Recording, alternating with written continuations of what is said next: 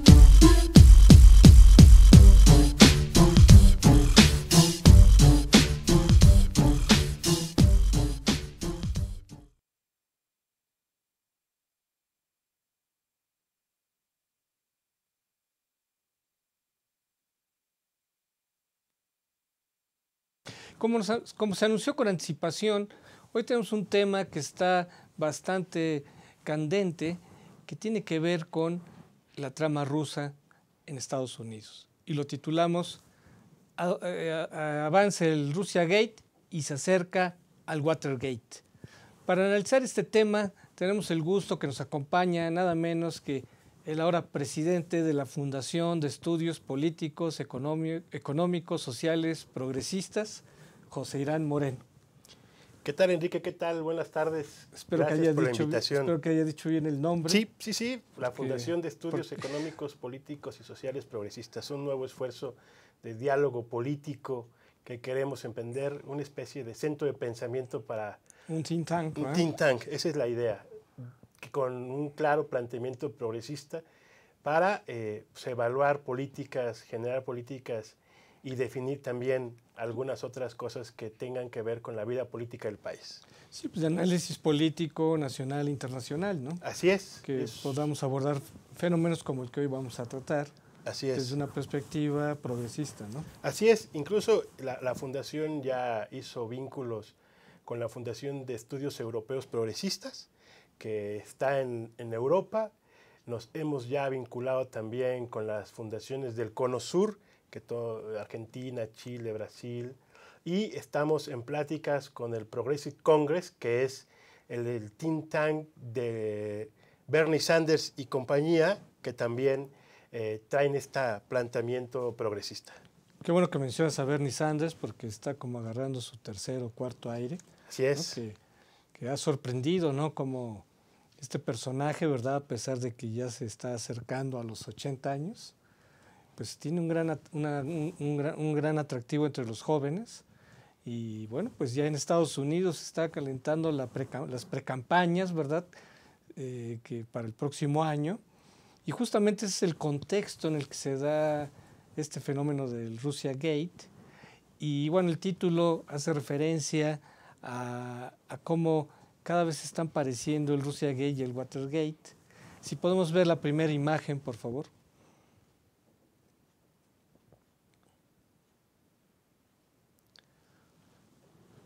Pues mira, justamente todo este asunto del Watergate pues estaba estallando hace pues, casi 45 años, ¿no? Aproximadamente, que empezó a estallar el escándalo del Watergate. Y justamente en una de las etapas de este escándalo judicial que derivó en la renuncia de Richard Nixon, una etapa tiene que ver con empezaron a caer cabezas, ¿verdad?, del círculo cercano a Richard Nixon. ¿Cómo ves este paralelismo entre Russia Gate y Watergate? En primer lugar, yo quiero decirte que esta situación que se está viviendo hoy en Estados Unidos casi la podemos ver ahora en los canales estos alternativos de series norteamericanas, series europeas, ¿no? Toda esta trama de sospechosismos entre líderes políticos, entre empresarios, entre actores extranjeros, está muy caracterizado en lo que está sucediendo hoy en Estados Unidos con esta situación que tiene que ver con el Russia Gate, como tú lo llamas, ¿no? Creo que es claramente una serie que ha venido transitando desde antes del proceso electoral en Estados Unidos, con el objetivo de que Hillary Clinton no fuera electa presidenta de los Estados Unidos, ¿no? Y se destapó a partir también, con el paralelismo que tú hacías con Nixon, a partir de una publicación de un medio de comunicación en Estados Unidos, el Washington Post, que fue el que dijo de que había injerencia de Rusia en el proceso electoral norteamericano, ¿no? Exacto, exacto. Si podemos ver la siguiente imagen, fíjate, ahorita que haces referencia a los periodistas, aquí, ¿te acuerdas de la película Todos los hombres del presidente? Todos los hombres del presidente, claro. Más o menos platícanos de qué trató esa película, porque eso pues va justamente calentando el ambiente, ¿no?, de este paralelismo entre Watergate y Russiagate. Pues fíjate que tiene que ver mucho con lo que yo hoy, parte del análisis que quiero hacer contigo. Los hombres del presidente de ayer son los hombres del presidente de hoy. Exacto. ¿No? Paul Manafort, que era el jefe de campaña de Donald Trump. Después está Robert Mueller, que también fue el que empezó a investigar lo que el Washington Post, el fiscal especial, publicó. Después está Rick Gates, que es un empresario ruso que fue puesto con Donald Trump por el embajador Sergei Kislyak. Todos esos actores, más el yerno, Jared Kushner, que son los que estaban en torno al presidente Donald Trump cuando era candidato a la presidencia de Estados Unidos. Y otro de los actores que sale y entra ahí, pues obviamente es Obama, que es en el momento el presidente de los Estados Unidos, y la entonces candidata Hillary Clinton. Pero ahí hay una serie de vínculos que se estaban generando desde la campaña con actores económicos de Rusia, el propio embajador de Rusia en Estados Unidos y algunos otros actores que sentaron a Trump con estos actores de Rusia, ¿no? Pero fíjate, en el caso de Watergate tiene gran relevancia el periodismo, de cómo empezaron a investigar un hecho que por casualidad se descubrió y se empezó a rascar y se empezó a descubrir, ¿verdad?, que era una trama, ¿verdad?, de ilegalidades, de mentiras. Y bueno, pues justamente los personajes que en ese entonces participaban en esta trama, pues era gente muy cercana al presidente Nixon, que quisieron proteger al presidente para que se evitara un impeachment. Y ahora tú ya empezaste a mencionar algunos nombres de personajes que están involucrados y que pareciera que también tratan de proteger a Donald Trump, pero conforme se fue rascando el asunto, pues fue muy difícil, ¿no? Si podemos ver la siguiente imagen, por favor.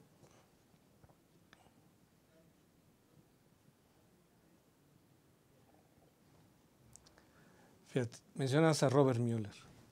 Si recuerdas, todo esto empezó y todo el proceso empezó cuando Donald Trump corrió al director del FBI. Del FBI, ¿no? claro.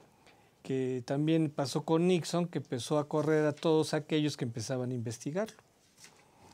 Y, Claro. ¿Y qué cosas ha encontrado así de manera genérica Robert Mueller? Tú has mencionado algunas cosas. Pues ¿Qué, mira, qué ha encontrado? al primero, como tú dices, al director del FBI, a James Comey, fue el que Sí. Comey fue el que destituyó Donald Trump porque comenzó a seguir el tema de los hackeos. O sea, cómo es que hackers rusos empezaron a obtener información de las cuentas privadas de Hillary Clinton, ¿no? De las cuentas privadas de algunas investigaciones del FBI, ¿no? Y cómo estas terminaban en Wikileaks. O sea, ese primer hilo de conducción que se empezó a investigar fue cómo es que información de cuentas de correo supuestamente protegidas por el gobierno, protegidas por el Estado, fueron hackeadas o fueron intervenidas. Desde ahí parte la investigación. O sea, un acto ilegal que, haciendo el paralelismo con Watergate, en el caso de la sede demócrata, se encontraron micrófonos que hacían espionaje, ¿verdad?, a la campaña de los demócratas. Sí, eso fue parte del inicio de esa investigación que sin duda determinó que este personaje, Robert Mueller, empezara siendo miembro de una comisión de investigación por el Congreso para analizar estos sucesos. O sea, la trampa, ¿no? La trampa, exactamente. Siempre hay la trampa para ganar a toda costa, ¿no?, un proceso electoral, y también los intentos por tapar la trampa. Claro, desde luego, los hombres del presidente. Exacto. Entonces aquí vemos un paralelismo en ambos casos, aunque claro, aquí hay una situación que se distingue mucho, ¿no? Cuando inició todo esto, el Congreso actual estaba en manos completamente de los republicanos. Eso ha hecho más tortuoso el tratar de enjuiciar al presidente. Sí, Donald Trump, recordemos que llegó con una fuerte mayoría en el Congreso de Estados Unidos, tanto en la Cámara de Representantes versus Cámara de Diputados en México y el Senado. Y eso trabó mucho de las investigaciones que el Congreso mismo se dio para darle seguimiento a esta trampa, ¿no? Y como tenía mayoría republicana, la presión del propio Donald Trump en su muy estilo y su forma de gobernar, de presionar, de chantajear, de desmentir e incluso de tratar a los congresistas como políticos corruptos, llevó mucho a parar las investigaciones. Hoy el caso es diferente. Después de 2 años, ya hoy el Congreso es, desde enero pasado, con mayoría demócrata. La Cámara de Representantes con mayoría demócrata, y el Senado se mantiene intacto con una mayoría republicana. Y eso ha permitido que medio avance las investigaciones sobre lo que tú llamas el Russiagate. Sí, en el caso de Nixon avanzó más rápido porque estaba en manos de los demócratas el Congreso. Entonces se facilitaban las investigaciones, que las comisiones del Congreso citaran a los hombres del presidente y que se agilizara todo lo que se investigara en relación con el caso que estaba en proceso. Amigos, vamos a hacer una pausa y regresamos, ¿verdad? Que ya estamos paulatinamente entrando en materia. Regresamos.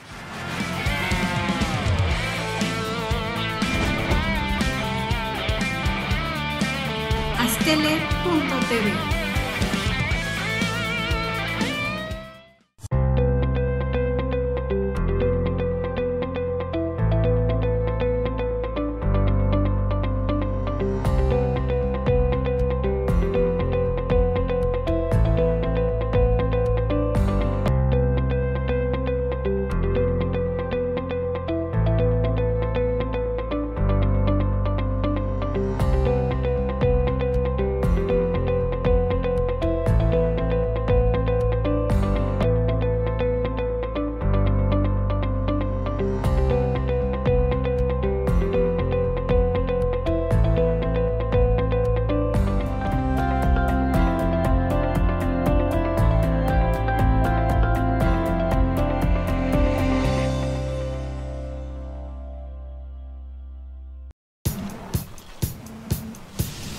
para cuando sudamos la camiseta.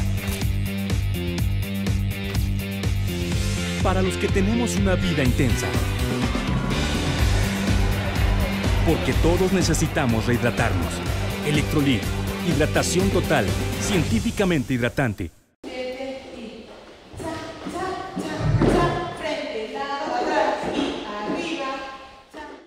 Para mí el baile es como una terapia porque me ayuda a relajarme, a desestresarme y a sentirme mejor. Cuando era estudiante estuve becada por el taller de baile y al terminar la licenciatura me ofrecieron quedarme como maestra de danza y acepté de inmediato. Más que un trabajo, lo veo como una forma de regresarle a la institución el apoyo que en algún momento me brindó. Estudié psicología porque siempre me ha gustado ayudar a las personas que están a mi alrededor. Actualmente estoy haciendo una investigación con cuidadores primarios de pacientes con cáncer y esta experiencia me ha llevado a plantearme nuevos horizontes en lo profesional. Soy Carla Fernández y uní la psicología y la danza para ayudar a que la gente se sienta mejor. UNILA es más.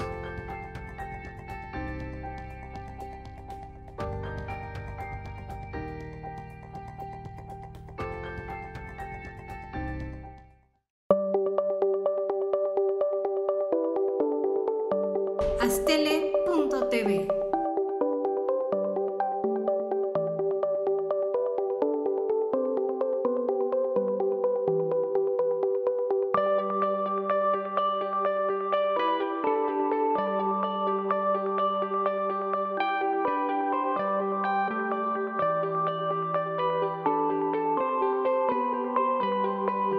Astele.tv.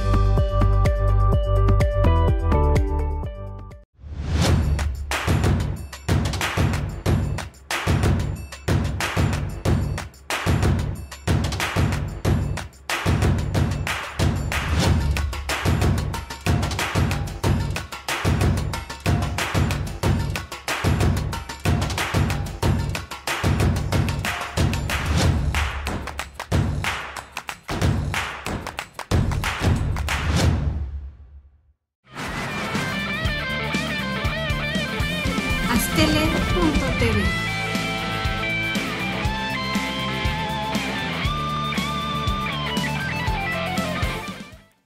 Amigos, estamos de regreso aquí en Contrapunto TV. Bueno, como estamos analizando este paralelismo entre Watergate y Russiagate, pues, ¿verdad? Todo empezó con el hallazgo de actos ilegales que se promueven, pues ya sea desde el gobierno o ya sea desde una campaña que para ganar a toda costa, pues incluso se asocia con el diablo, ¿no? O sea, en Estados Unidos, aunque ya se acabó la Guerra Fría, aunque se supone que ya no existe el comunismo, pues hacer pacto con los rusos es hacer pacto, ¿verdad?, con los históricos enemigos de Estados Unidos, ¿no? Entonces, si efectivamente hay una asociación entre los partidarios, del miembro cercano a Trump y los rusos, pues es algo muy grave. Si podemos ver la siguiente imagen, por favor.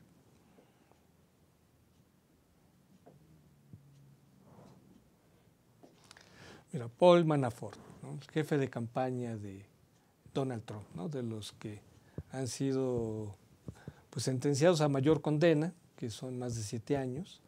¿De qué se le acusó a Manafort? ¿Cuál fue el papel de Manafort en toda esta trama rusa? Bueno, como tú bien lo mencionaste, era el jefe de campaña, el hombre más cercano a Donald Trump, el que llevaba la agenda pública, pero también la agenda privada de Donald Trump. Era el que generaba los vínculos, no solamente económicos, sino también vínculos políticos. Y es ahí donde más se le investiga, en los acercamientos que este personaje generó para Donald Trump con personajes vinculados económicamente al gobierno de Rusia. Porque fíjate, una peculiaridad de esta investigación es que no ha sido tan fácil demostrar justamente esos vínculos. Más bien se les ha encontrado malos manejos en el dinero, ¿no? Entonces, por ejemplo, a Manafort se le descubrió que que se le ha acusado de fraude fiscal, fraude bancario, porque se le descubrió que canalizó dinero, ¿verdad?, a paraísos fiscales, ¿no? Entonces, por ahí se le está agarrando. Y se pensaba que si había cierta gracia en su condena, es porque iba a despepitar, ¿no? Iba a despepitar, pero ¿por qué crees que no ha despepitado sobre estos vínculos con los rusos? Parece obvio, pero quién sabe, ¿no? ¿Dónde ves la obviedad tú? Pues de que, digamos, si hay delitos menores, pues prefieres declararte culpable por delitos menores y no por delitos mayores, ¿no? Es que esa es parte de lo que ha venido sucediendo en Estados Unidos. A los grandes personajes se les termina inculpando por problemas fiscales, por problemas de desvío de recursos, pero los temas de fondo, ¿no? Los temas de fondo que son de verdad, los temas que podrían generar traición a la patria, por mencionar el delito más grave, exacto, ¿no? Esos no los tocan porque saben el contexto político que esto generaría en términos de la inestabilidad del régimen norteamericano, ¿no? Pues sí, porque prefieren declararse prefieren aceptar el cargo de haber mentido o incluso de obstruir la justicia a ese cargo que tú estás mencionando de traición a la patria. Exactamente. Que implicaría aceptar que tuve relación con los rusos. Y que además les facilité información y que además les di accesos, ¿no? Y que además permití que pudieran participar activamente en la campaña. Porque seguramente esos son los temas de fondo que hoy las investigaciones no han querido tocar o no han logrado poder escarbar más a fondo sobre estos tres elementos que acabo de mencionar. Sí, porque, digamos, si aceptara ese cargo, tendría que, si quisiera tener alguna atenuante, como sucede con cargos muy fuertes, es que yo solo obedecí órdenes, ¿no? ¿Te acuerdas de esos famosos casos en Sudamérica de militares, ¿no? Que los acusaban por cargos de crímenes de lesa humanidad, ¿no? Entonces decían, no, pues yo solo acaté órdenes, ¿no? Claro. Como una manera de tratar de librar un poco, ¿no? De atenuar, ¿no? Y eso también es parte del proceso de investigación, que sin duda de aceptar esa situación es delegar que él solamente aceptó órdenes. Pero entonces, ¿quién le dio las órdenes? ¿Quién le dio las órdenes? Entonces fue el presidente. Fue el presidente. Exacto, ¿no? O el candidato en ese momento. Bueno, claro, el candidato, ¿no? Entonces, si yo quiero atenuantes para mi persona, tendría que decir que yo solo acaté órdenes. Exactamente. Y si no, y si dijera él, yo me la fui por la libre, entonces podrías tener un cargo que es de traición a la patria. Exactamente, ¿no? Que hasta te pueden condenar a muerte incluso, Además, ¿no? sí, seguro. O sea, es muy fuerte el asunto. Muy fuerte. Pasemos a la siguiente imagen, por favor. Aquí hicimos una selección, ¿verdad? No vamos a incluir todos. Mira, Michael Cohen, el que fue abogado de Trump. ¿Cómo ves este caso? Bueno, pues él es el que al final de cuentas buscó todos los argumentos para desacreditar todas las acusaciones, ¿no?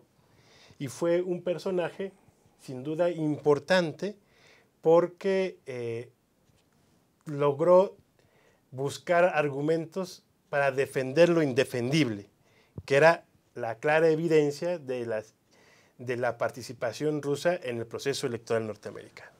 Pero por lo mismo, él tampoco iba a aceptar ninguna participación y los cargos por los cuales pues, fue sentenciado recuerda que por haberle pagado a las mujeres que tuvieron relaciones con Trump y que luego lo quisieron chantajear, ¿no? Entonces, eso también fue un delito electoral por haber pagado, ¿verdad?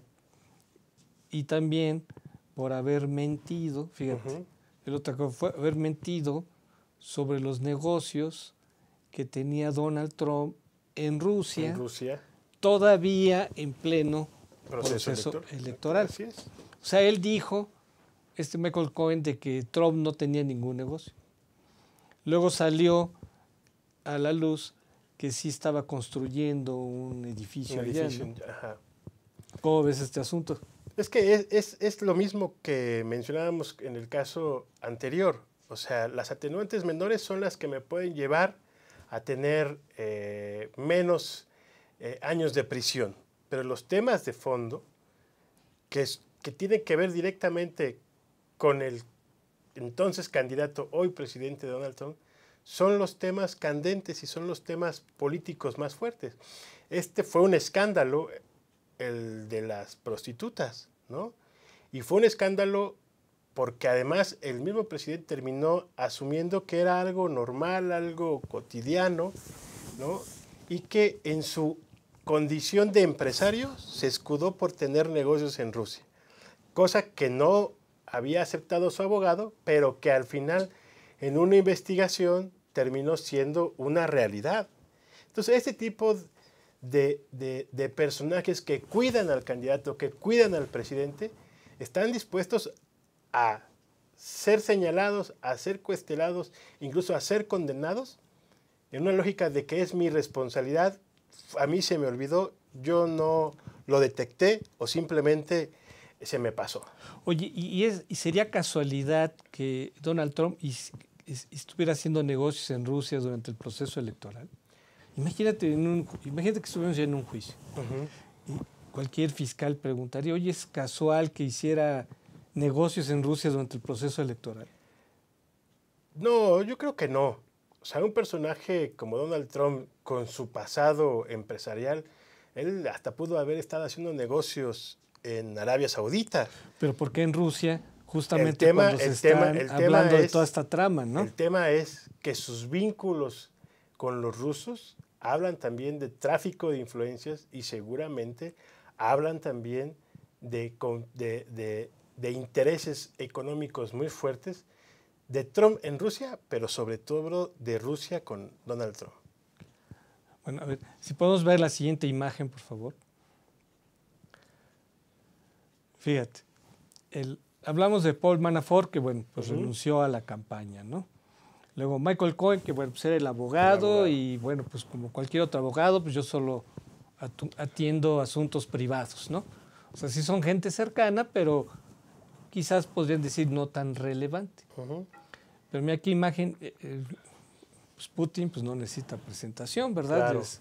Es alguien que ya se conoce universalmente. Pero el personaje de la izquierda no era tan conocido, Michael Flynn, que nada menos fue nombrado asesor de seguridad nacional.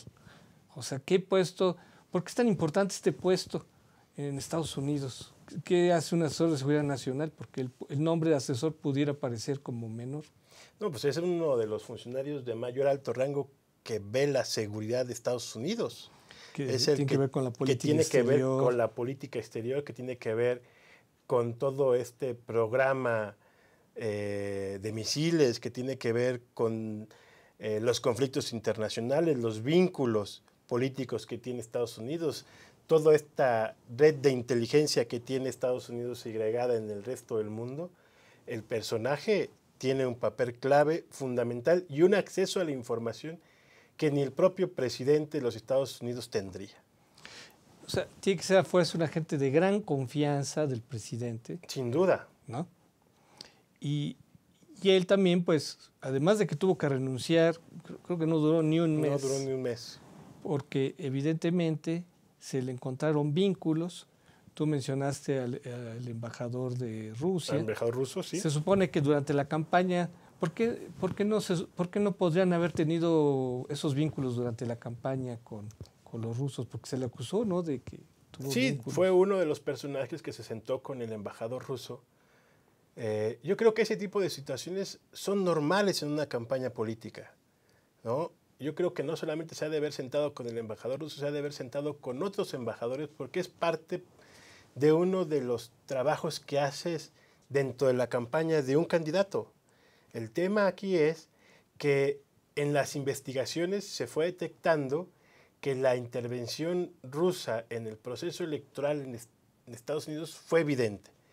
2, que había vínculos económicos en la campaña de Donald Trump en Rusia. Y 3, que sí se detectó claramente hackeos de parte de actores rusos, evidenciando correos electrónicos de los demócratas y de la propia Hillary.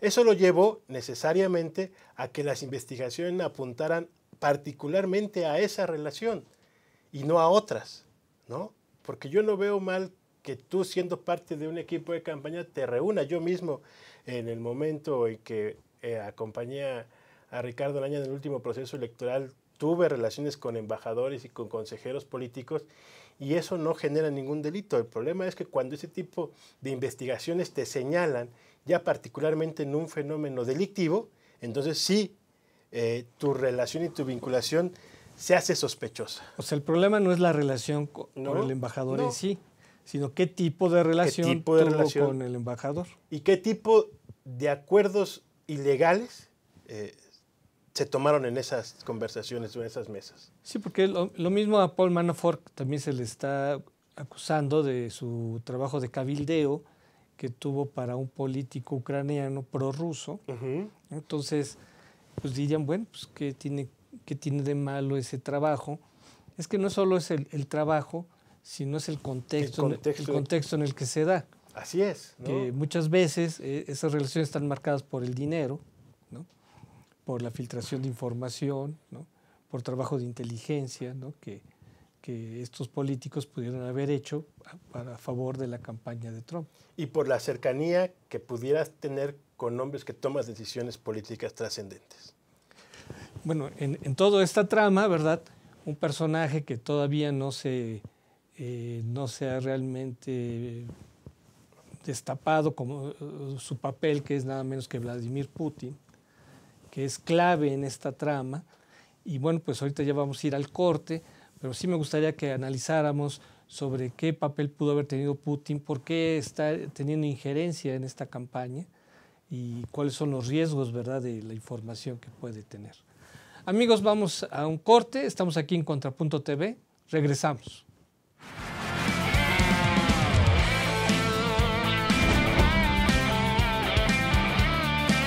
Astele.tv.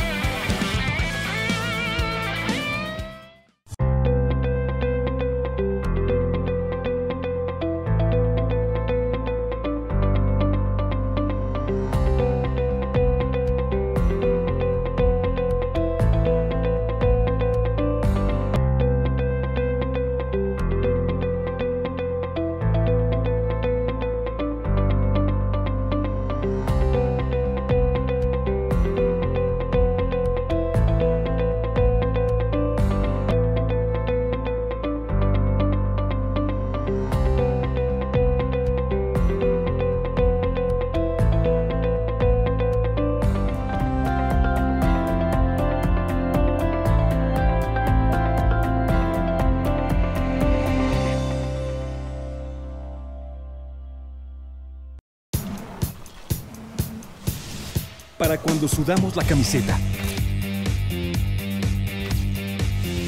Para los que tenemos una vida intensa. Porque todos necesitamos rehidratarnos. Electrolit, hidratación total, científicamente hidratante.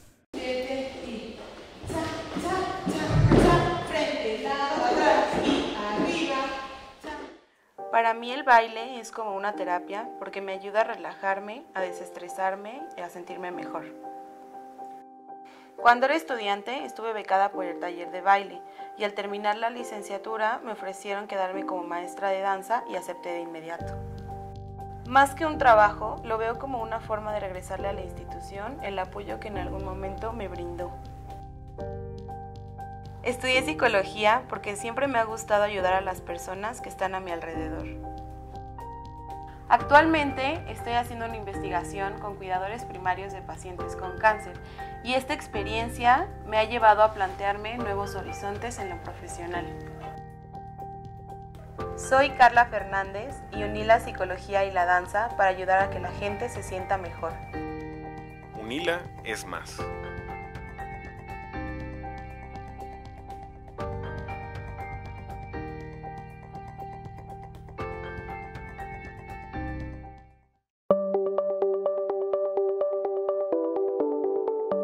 Astele.tv.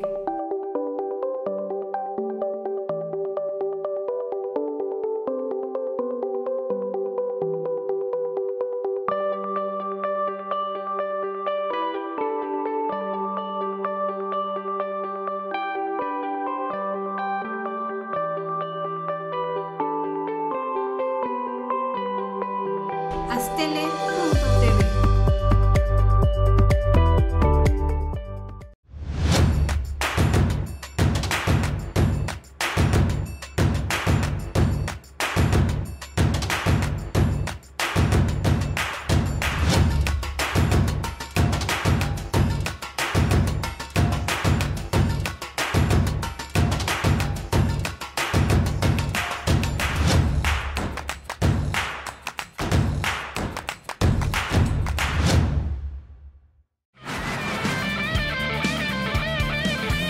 Astele.tv.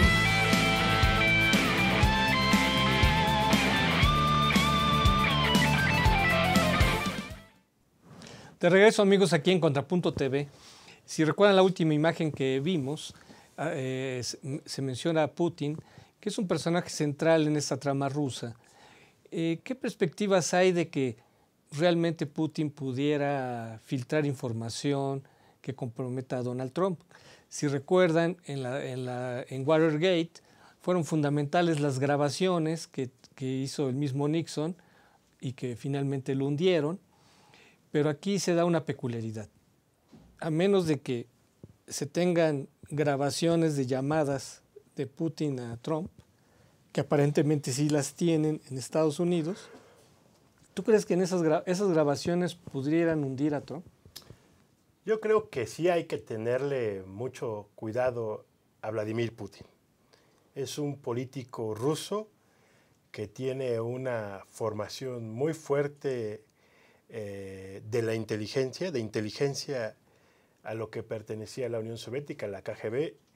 Es un político que no tiene escrúpulos, desaparece a sus oponentes, ¿no? Y sin duda es un personaje que le apuesta mucho a la negociación a partir del chantaje, a la negociación a partir de ciertas investigaciones que la propia inteligencia rusa ha de tener, y que yo no dudo que tenga información de la administración Trump, que ponga al propio Trump en una condición difícil frente a lo que pudiera estar sucediendo en Estados Unidos. Esto es, si Trump quisiera llevar alguna política contraria a los intereses rusos, entonces, ¿tú crees que Putin filtraría información comprometedora contra Trump? Yo creo que sí, y yo creo que lo tiene en una situación compleja. Por ejemplo, Trump en el último año ha actuado denostando a la OTAN, por ejemplo, cosa que era muy difícil que un mandatario de los Estados Unidos, después de la Segunda Guerra Mundial, se refiriera a sus socios como gobiernos que no tienen capacidad de defensa, que no tienen capacidad económica y que además ya no tendría por qué él estarlo apoyando, por ejemplo, ¿no? En el caso de la OTAN, pero también en el caso de Turquía, en el caso de Siria, por ejemplo, ¿no? Trump le bajó mucho, ¿no? Trump le bajó mucho. Y eso ha generado una inestabilidad global, producto seguramente de información que ha de tener Vladimir Putin, de no meterse en los espacios de interés que tenga hoy Rusia. Pero, por ejemplo, en Venezuela, ya ves que en Venezuela se han friccionado con relación a Maduro. ¿Tú Sí. crees que si llegara Trump a tomar medidas más fuertes contra Maduro, eso podría molestar a Putin? Yo creo que ya no puede haber medidas más fuertes de las que ya se tomaron respecto a Venezuela. Yo no veo que Trump tenga... Pues siempre hay más, pueden tomar medidas pueden tomar militares. medidas, sí, las medidas militares, pero eso, Por ejemplo, generaría un conflicto. Por ejemplo, pueden... Rusia-Estados Unidos. Acuérdate cuando, por ejemplo, cuando Reagan bombardeó Libia, Uh-huh. pues ya casi matan a Gaddafi, o sea, mataron a uno de sus hijos. Claro. ¿No? Sí, ¿Tú crees que si no detectan dónde está Maduro, no crees que podría haber un bombardeo quirúrgico ahí? Sí, sin duda habría medidas más fuertes de las que ya se han tomado hoy con respecto a Venezuela. Pero hoy también vemos un papel de Rusia de contención en el Consejo de Seguridad, por ejemplo, ¿no? y vemos a una China que tiene intereses metidos en Venezuela, que también es un modo de contención. Y ahí el tema chino, Rusia, Washington, es un triángulo que le interesa más mantener a Moscú teniendo a China lejos y presionando a Estados Unidos para contener a China en esta expansión que ha venido teniendo el tigre asiático, ¿no? Claro.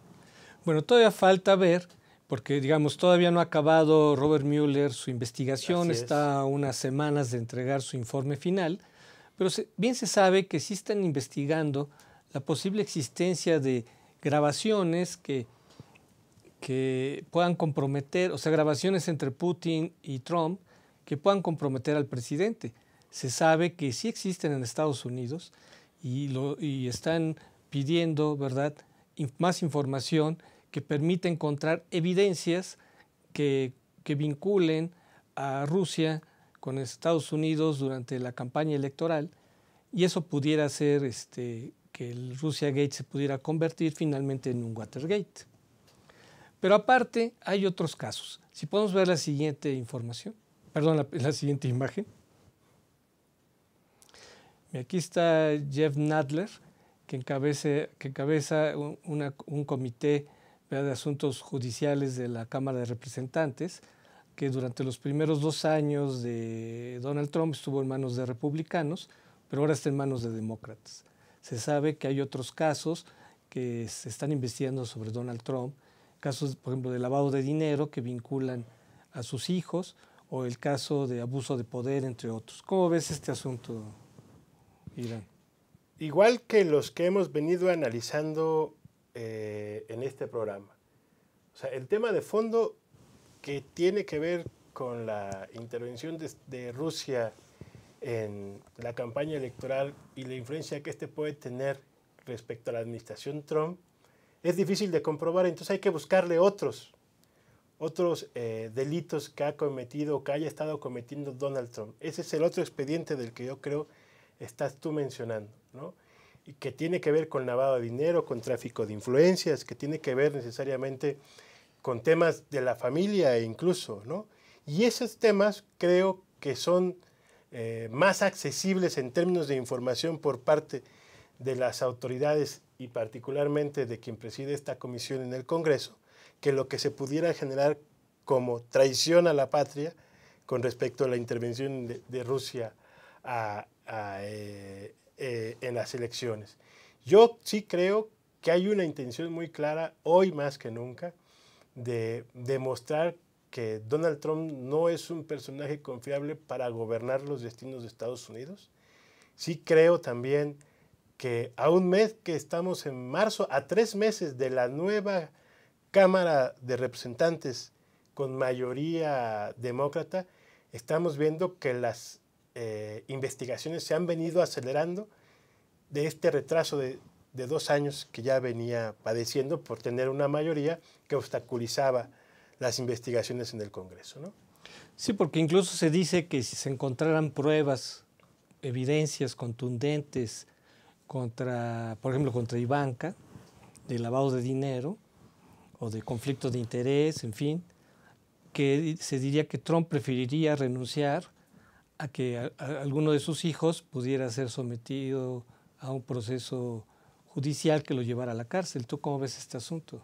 Pues yo creo que es más factible que eso suceda, ¿no? Es más factible que puedan encontrar algunos delitos de la administración y de la familia Trump en Estados Unidos, ¿no?, que puedan ser comprobables y que al final una pena de esas características lleven al presidente Trump a no querer competir en las próximas elecciones e incluso, como tú mismo lo dices, a renunciar al puesto de presidente, ¿no? Pero fíjate, justamente tú hacías referencia a Nancy Pelosi, ¿verdad?, a la líder de los demócratas. Sí, lo platicamos en el corte. Exacto. Cualquiera de los casos que se quieran fincar contra Trump tendrían que ser muy contundentes. Porque, ¿qué dijo Nancy Pelosi al respecto, no? Porque aquí hay un debate interesante, ¿no? Sí, Nancy Pelosi decía, ¿para qué en este momento destituir, o el famoso impeachment, que es destitución del presidente? por cargos de obstrucción de justicia, entre otros, si le podemos ganar en las elecciones, ¿no? Ese es el comentario de Nancy. Sí, porque hay un hecho también definitivo, que en el Senado está en manos de los republicanos. Así es. Entonces, para que los republicanos pudieran batear bandera, tendría que ser hechos muy contundentes, que se volviera indefendible Donald Trump, incluso en el Senado. Ya se vio recientemente que hubo senadores republicanos que votaron contra la ley de emergencia, ¿no?, de Donald Trump. O sea, sí es posible que el voto republicano en el Senado pudiera ir en contra del presidente, pero solo si fuera algo muy contundente. Porque si no se les podría revertir, ¿o no? Sin duda, este es un tema que se ha venido generando desde la actual administración que llegó Trump en el Senado. Hay senadores que no están satisfechos con el manejo de la política de Donald Trump, no están contentos con el manejo de las relaciones internacionales y la política que ha generado Trump. Muchos senadores ven una actitud de sometimiento hacia Vladimir Putin, ¿no? Entonces, hay senadores republicanos de muy larga trayectoria, muy republicanos, que ven en Donald Trump un personaje peligroso para el sistema político norteamericano.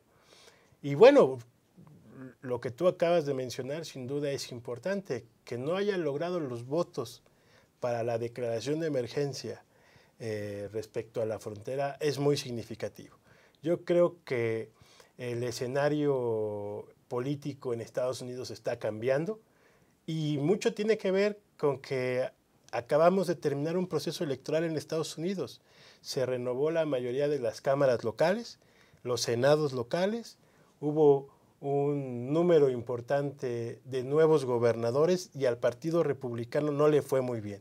Entonces, hoy, de cara al proceso electoral que se avecina en Estados Unidos, el tablero está variando y sin duda es preferible tener un buen candidato que no le perjudique a los republicanos la administración Trump y tener posibilidades de sustituirlo lo más pronto posible de cara a ese proceso electoral. Pero fíjate, la declaración de Nancy Pelosi es una llamada de alerta de que si no se tiene un caso muy fuerte, sería contraproducente, porque si fracasara el intento de juicio político, ¿recuerdas cómo se hizo con el caso de Clinton, no? Sí, claro. Si fracasa el juicio político contra Trump, se le fortalecería y entonces lo más seguro es que se reeligiera, ¿no? Porque además quien está presidiendo hoy la comisión en el Congreso es un demócrata. Y entonces llevar a un juicio político a Donald Trump al Congreso y que lo pierda, los votos son fundamentales. Y si los demócratas no lo tienen, entonces la interpretación es no tuvieron la capacidad ni los votos para destituir al presidente. Esto es una vendetta política y por lo tanto fortaleces a Donald Trump incluso por encima del Partido Republicano. Y a eso yo creo es a lo que Nancy Pelosi no se quiere arriesgar. Exacto, ¿no?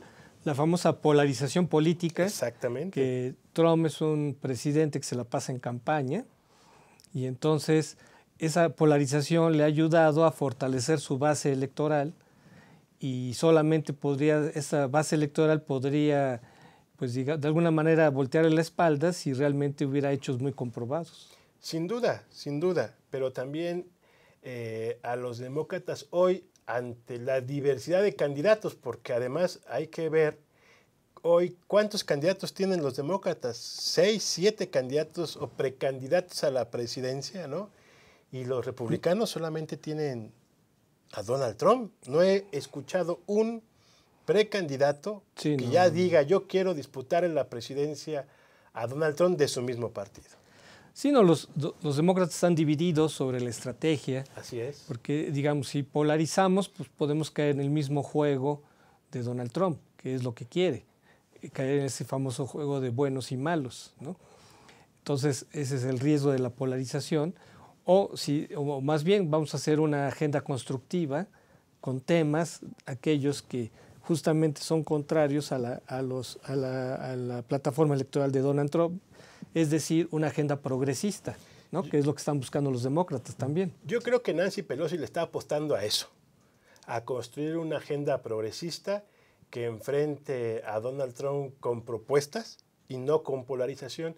Pero también hay un sector del Partido Demócrata que ve en la polarización una opción de enfrentar a Donald Trump y disputarle. Aquí el problema, y creo que los demócratas tienen que tenerlo muy claro, aquí el problema es que quien polarizó la elección entre Donald Trump y Hillary Clinton sí fue Donald Trump. Quien salió perjudicado en la elección fue Hillary Clinton, pero quien ganó la elección en términos de votos fue Hillary Clinton y en términos de consejos electorales fue Donald Trump. O sea, hubo más votos ciudadanos en los demócratas, pero perdieron la presidencia por el mismo sistema político norteamericano que da a grandes electores las definiciones más importantes. Amigos, agradecemos su presencia aquí en Contrapunto TV. Los invitamos el próximo miércoles para que analicemos otro tema de interés, ya sea de política nacional o internacional. Hasta la próxima.